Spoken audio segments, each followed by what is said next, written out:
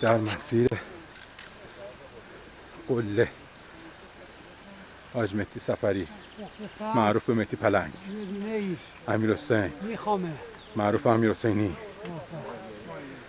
سعید رحیم‌زاده معروف به سعید کاشی، آقای اسکندری معروف به اسکندر، کرامت عزیزی معروف به اسلام، سعید صفایی، روبینا سعید صفایی، روبینا آقا سعید آقا سعید اگه بخواد دیگران بخندن قشنگ درسته. آقا یکی رو نباید تو خرابش میکنی جلوی یه نفر. حالا وقتی من این حرف زدم آیا نباید انتظار داشته باشم این شخصی که سنش کمتر از من باشه همچین شوخی کردم متقابلا یه همچین حرکتی با من بکنه؟ اگه بکنه رضا یگانه معروف به ببر کوهستان. بله من بودم. آره محمد آقا طیبی خیلی مخلصیم. کجای محمد آقا؟ همینجا کجا دقیقاً؟ اینجا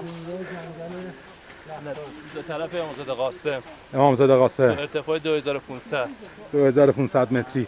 ولی ما به بقیه میگیم 6500 متری. آره اونا که نمیدونن که. می‌بینی تمام زرد بود دیگه ریخت پایین. تو سبزه در اومده. برو بالا. به اوه اون بالا قدمگاه رستمه. نشون میده. قدمگاه رستمه؟ قدم گذاشتی یا زانو زده زمین؟ زانو زده. جلوی ما همه زانو میزنن.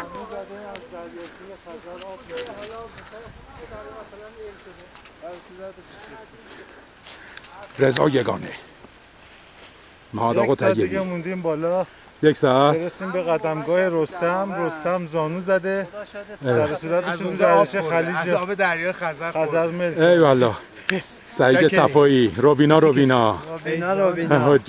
حجت گل کرامت عزیزی اسلام اسکندری ببین حمید اسکندر خان حمید آقا را با چه عشقی نشونش هم بگی اینم نشونه عشق حمید آقا همینجوری نشونه میزنه حمید آقا عشق هرچند نشونه‌های اختلاس همه. آره هرچند با آمون زیاد حساب کرد.